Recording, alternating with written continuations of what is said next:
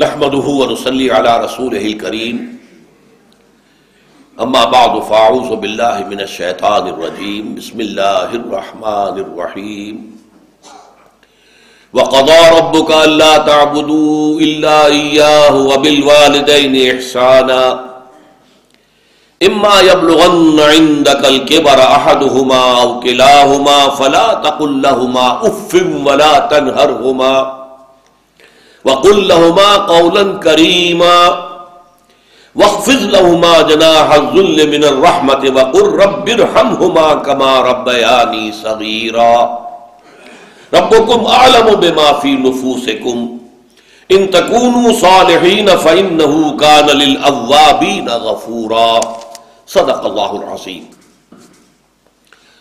رب اشرح لي صدري ويسر لي أمري واحلل عقدة من لساني يفقهوا قولي۔ اللهم ربنا الہمنا رشدنا واعذنا من شرور انفسنا اللهم ارنا الحق حقا وارزقنا اتباعه وارنا الباطل باطلا وارزقنا اجتنابه اللهم وفقنا لما تحب وترضى آمین یا رب العالمین۔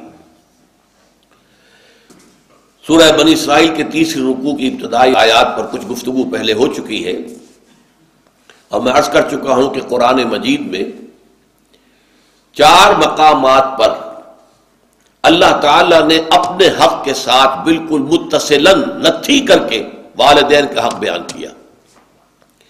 اس پہ مستزاد ہیں وہ مقامات کہ جن میں ترتیب وہ نہیں ہے کہ پہلے اللہ کا حق کہ اس کے ساتھ شرک نہ کیا جائے، اس کے فوراً بعد والدین پر احسان کا حکم آیا ہو، لیکن ویسے اپنی جگہ پر مستقل مضمون کے طور پر والدین کے ساتھ حسن سلوک، ان کی خدمت، ان کی دیکھ بھال، ان کی خبر گیری، ان کی دل جوئی، ان کے ساتھ ملائمت، ان سب کا حکم آیا۔ اور اس میں جو بات میں نے عرض کی تھی کہ اس میں والدین میں سے والدہ کا حق 3 درجے فائد ہے۔ اس کو ایک تو قرآن مجید کے 2 مقامات سے سمجھ لینا چاہیے۔ ایک مقام ہم پڑھ چکے ہیں سورہ لقمان کا دوسرا رکوع، وَوَصَّيْنَا الْإِنسَانَ بِوَالِدَيْهِ حملته امه وهنا على وهن وفصاله في عامين ان اشكر لي ولوالديك الي المصير۔ اور ہم نے انسان کو وصیت کی ہے، تاکید کی ہے، حکم دیا ہے والدین کے ساتھ حسن سلوک کا، اور اس میں خاص طور پر ماں کا معاملہ اٹھائے رکھا اسے ماں نے اپنے پیٹ میں، کمزوری پر کمزوری جھیلتے ہوئے، تکلیف پر تکلیف برداشت کرتے ہوئے۔ کیا کچھ بیتتی ہے عورت پر حمل کے دور میں، شروع میں تو نہیں لیکن جو آخری ایام ہوتے ہیں، آخری چند مہینے جو ہیں، ان میں اس کا بڑا جو ہے پورے وجود جو ہے اس کے اوپر اس کا گہرا اثر ہوتا ہے۔ حملتہ امہ وہنا علی وہن، کمزوری پر کمزوری برداشت کرتے ہوئے، وفصالہ فی عامین، اور پیدائش کے بعد 2 سال تک وہ جوگ کی طرح چمٹا رہتا ہے اس کی چھاتیوں سے، اور دودھ کی شکل میں عورت کے جسم کی توانائی جو ہے در حقیقت وہ منتقل ہو رہی ہے، ماں کے جسم کی توانائی منتقل ہو رہی ہے بچے کے جسم کو۔ اور 9 مہینے جو پیٹ میں رہا ہے تو براہ راست ماں کا خون ہے کہ جو اس کو پرورش دے رہا ہے، اور اسی کے ذریعے سے اس کی تمام جو ارتقاء ہو رہا ہے اس کا، اور اس کا یہ جنین کا درجہ بدرجہ بڑھنا، یہ در حقیقت ساری اس کے لیے توانائی اور اس کے لیے غذا وہ ماں کے خون کے ذریعے سے پہنچ رہی ہے۔ اب یہاں ظاہر بات ہے والدہ کا تو ذکر کر دیا، والد کا نہیں کیا، اس لیے کہ واقع بات یہ ہے کہ ہمارے وجود میں آنے میں جو ذریعہ ہے اگرچہ اس میں والد کا حصہ ہے، نطفہ تو باپ کا ہے، لیکن یہ کہ اس میں جو مشقت جھیلتی ہے وہ ماں جھیلتی ہے۔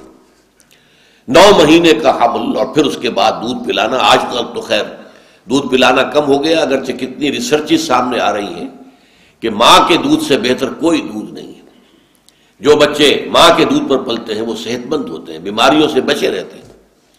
عورتیں بھی جو نہیں بریسٹ فیڈنگ کرتی ہیں، اپنے بچوں کو دودھ نہیں پلاتی ہیں اپنی چھاتیوں سے، انہیں بیماری ہوتی، کینسر زیادہ انہیں ہوتا ہے۔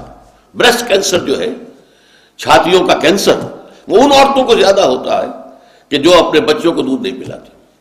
اس کے باوجود ظاہر بات ہے آج کل جو تصور ہو گیا عورتوں کے اندر اپنے جسمانی چستی کو برقرار رکھنا، وہ در حقیقت اس کے لیے یہ سارے کے سارے کام کرتی.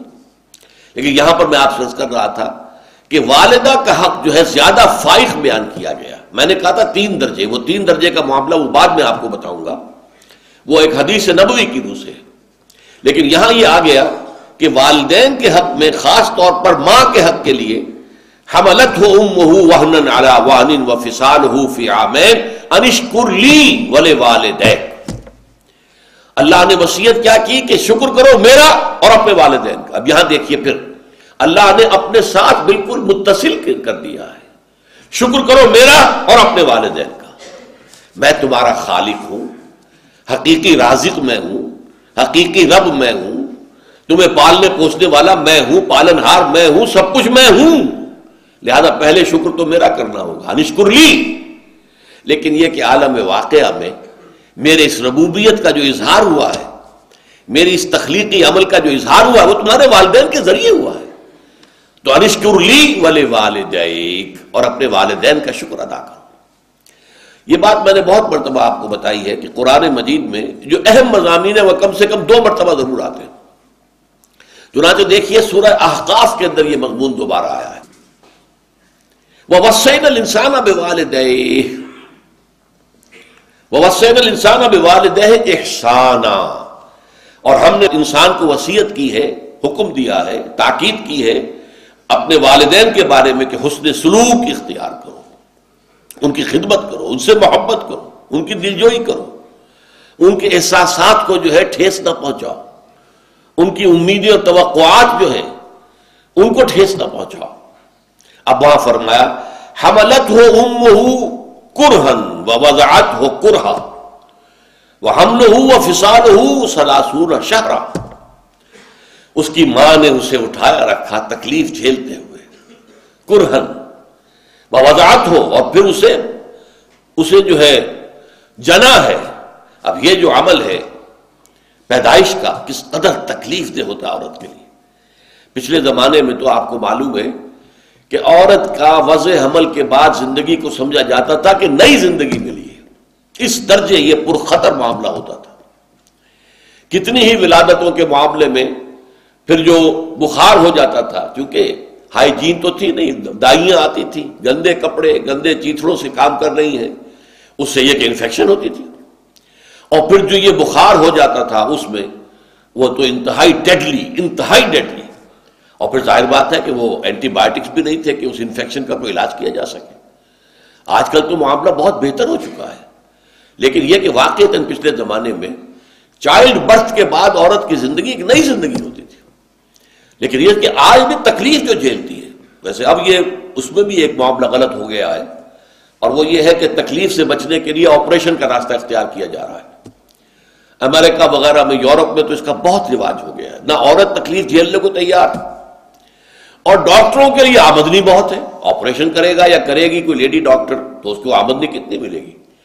نارمل اگر ڈیلیوری ہے تو اسے کیا ملے گا؟ کچھ بھی نہیں. لیکن اگر آپریشن ہو گیا ہے تو اسپتال میں بھی 2-3 دن رہے گی، 4 دن رہے گی، اور اس سے آمدنی ہوگی. اور اس سے پھر یہ ہے اور طرح طرح کی جو ہے وہ خرابیاں پیدا ہو رہی ہیں. آج کل اس کے خلاف بڑا پروپیگنڈا ہو رہا ہے امریکہ کے اندر کہ مت کرو یہ کام. نیچرل جو برتھ ہے، جس کے لیے پروسیس اللہ نے مقرر کر دیا، اسی کو اختیار کرو.